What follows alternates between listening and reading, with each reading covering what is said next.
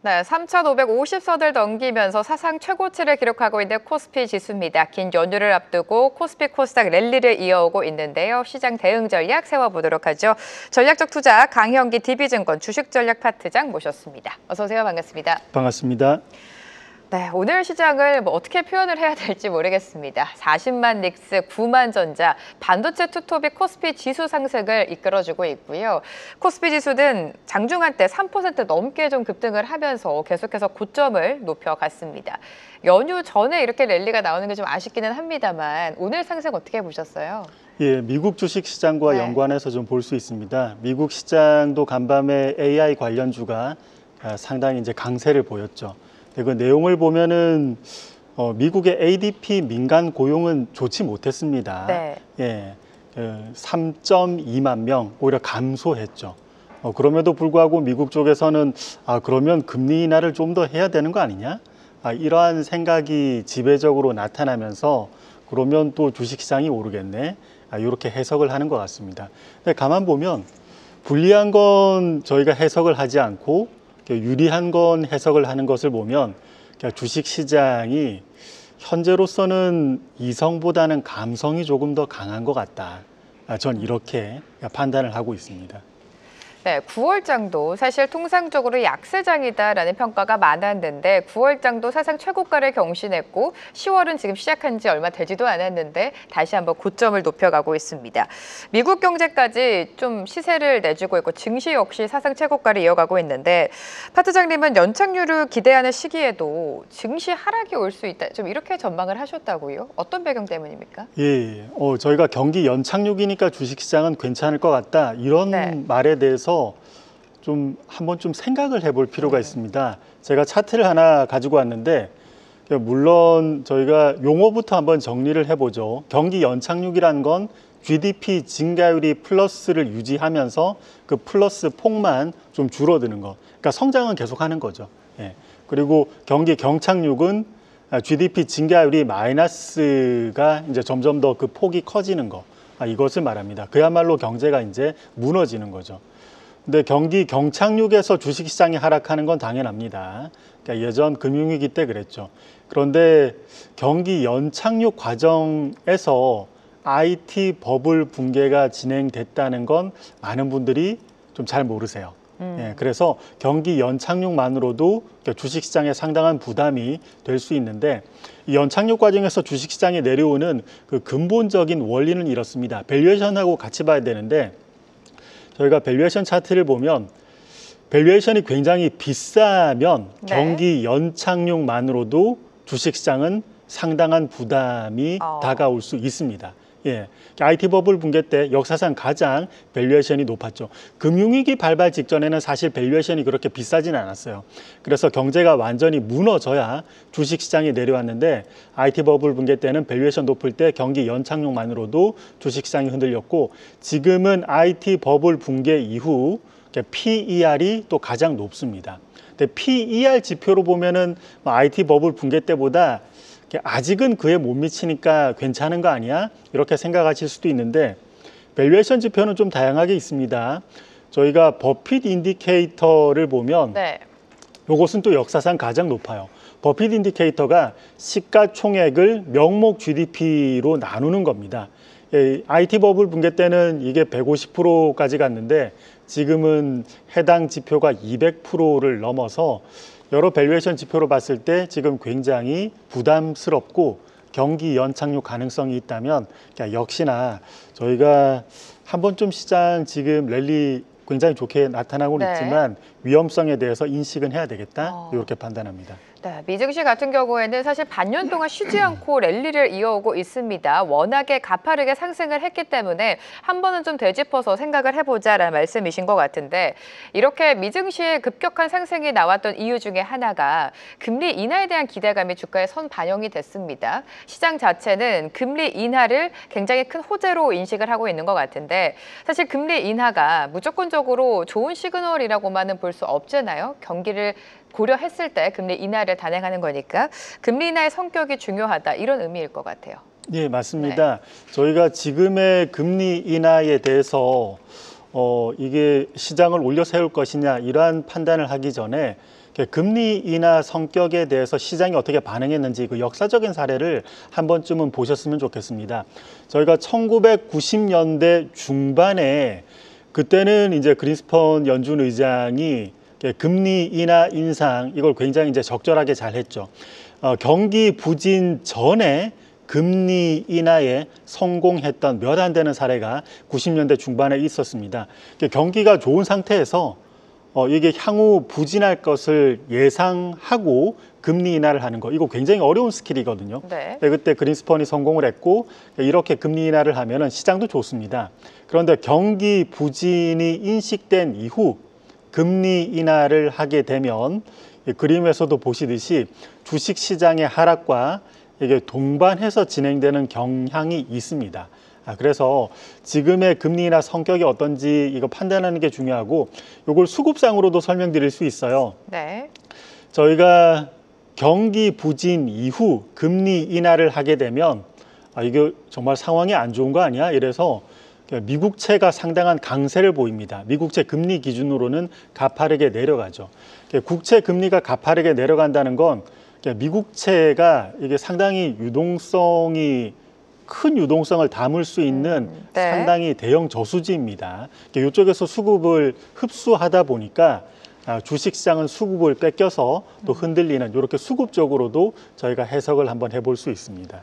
네, 장기물 국채금리의 움직임도 좀 중요할 것 같은데 9월 FOMC 이후에 장기물 국채금리는 그렇게 크게 하락하지는 않았습니다. 우리가 어떻게 해석하면 좋을까요?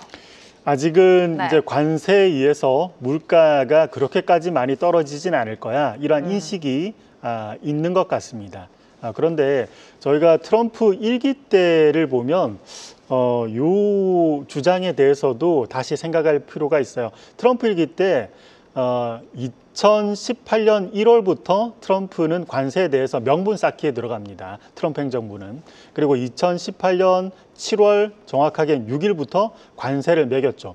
그 당시 물가를 보면 오히려 관세를 매긴 이후에 물가가 1년 정도 더 내려가 버립니다. 이게 왜 그러냐면 관세를 매기기 전에는 이 비싼 값에 물건을 사는 것은 좀 좋지 않은 거니까 미리 일단 사놓자. 선제 수요가 있고요. 그다음에 관세를 매겼을 때 상호 경제에 대해서도 부담이 되기 때문에 이후에는 또 총수요가 위축이 돼서도 물건을 적게 사게 됩니다. 그래서 정리해 보면 관세 매기기 전 선제 수요 나타났었던 부분이 이후에는 좀 옅어진다는 거, 그리고 관세 매기고 서로 경제에 부담이 돼서 총수요가 위축이 된다는 거, 그렇게 돼서 오히려 물가가 내려갔던 사례가 트럼프 일기 때 나타났고, 그 당시 미국채 10년물 금리를 보면 저희가 2018년 하반기부터 네.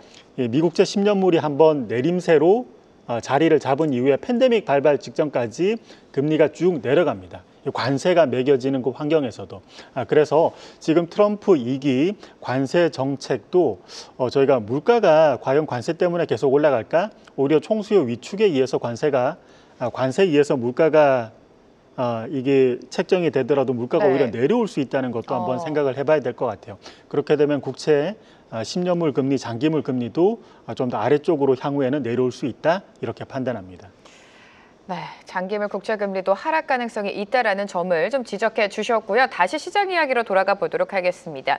미증시 간밤에 랠리를 보여줬고, 사실 그동안 미증시를 주도했던 건 AI 관련주 아니겠습니까? AI 산업 항상 버블, 고점 논란이 있었는데 그럼에도 불구하고 빅테크들의 적극적인 투자 그리고 기업들의 이익 전망치도 상향이 되고 있습니다. AI 산업은 계속해서 고성장기라고 판단하면 되는 겁니까? AI 산업은 일단 스토리텔링으로는 완벽하죠.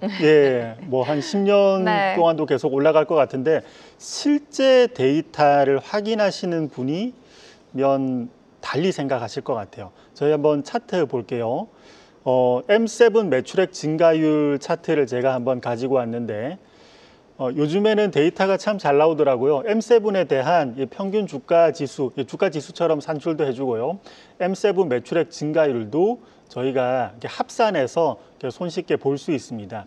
근데 M7 매출액 증가율이 최근 1년간은 YoY 기준으로 내려왔습니다. 네. 그리고 올해 3분기, 올해 4분기 M7에 대한 매출액 증가율 추정치는 수치를 보면 한 14%, 13% 각각 이렇게 나오더라고요.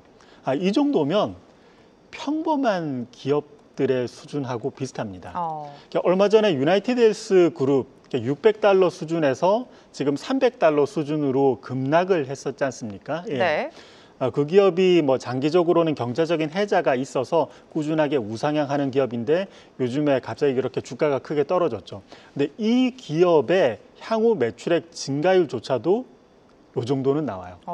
그러면 실제 데이터로 한번 접근해 보면 M7이 과연 높은 밸류에이션을 받는 게 스토리텔링으로는 타당성이 있어 보이는데 네. 실제 데이터로는 오히려 이러한 매출액 증가율과 유사하면서 밸류에이션이 저렴하고 훨씬 매력적인 기업들이 많단 말이죠. 그러면 이러한 미국 내부에서도 수급 이동의 가능성도 존재하지 않을까? 저는 이렇게 생각합니다. 네, M7에 대한 이야기를 해주셨는데 한국 증시로 돌아와서 지금 변동성이 좀 클 것이다. 특히나 연휴 전후로 시장의 조정이 있을 것이다라는 전망이 있었는데 그 전망이 무색할 정도로 오늘 랠리를 이어가고 있는 게 한국 시장인 것 같습니다. 자, 그렇다면 파트장님께서는 남은 10월장에 사실 연휴를 끝내고 돌아와야 본격적인 10월장이 시작되지 않습니까? 어떤 섹터와 산업을 눈여겨보고 계십니까? 예, 저희 지금 주식시장의 위치를 통해서 전략을 한번 도출해 볼 수 있겠습니다.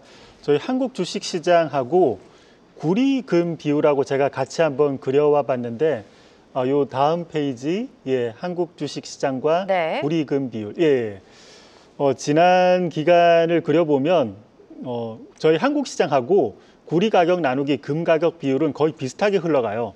이게 왜 그러냐면 글로벌 경기가 좋으면 구리금 비율이 좀 더 위쪽으로 가고 글로벌 경기가 부진하다 싶으면 구리금 비율이 아래쪽으로 가죠. 근데 요즘 특이한 사항은 저희 코스피는 역사상 최고 수준, 그리고 구리금 가격 비율은 역사상 최저 수준입니다. 그러니까 펀더멘탈과 주가의 괴리가 좀 상당하다는 거죠. 그래서 지금 한참 잘 나가는 주도주들도 물론 좋겠지만 저희가 안정성 측면도 한번 고려는 해야 되지 않을까 생각은 합니다. 그래서 저는 추천드리는 게 여러분 업종으로 따지면 네. 통신 그리고 철강 요것은 안정성 측면에서 한번 포트에 일정 부분 담아 놓을 필요가 있을 것 같습니다. 저희가 다음 페이지의 그림을 보시면 금리 인하기에 배당주 상대 성과 그림이 있는데 예, 배당주 상대 성과 네. 그림으로 한번 보여주시죠. 네. 끊겼나요? 그냥 제가 말로 설명드리겠습니다. 예. 지금 나왔네요. 예, 네. 저희가 이제 금리 인하기엔 배당주가 일단 기본적으로는 성과가 좋았습니다. 예. 그리고 향후에 금리 인하가 계속 이어진다면 한국도 금리 인하에 동참할 것이고 한국의 배당주도 좋겠죠. 그리고 또 한 가지 저희가 코스피의 스타일 전환 가능성도 좀 두드러져 보입니다.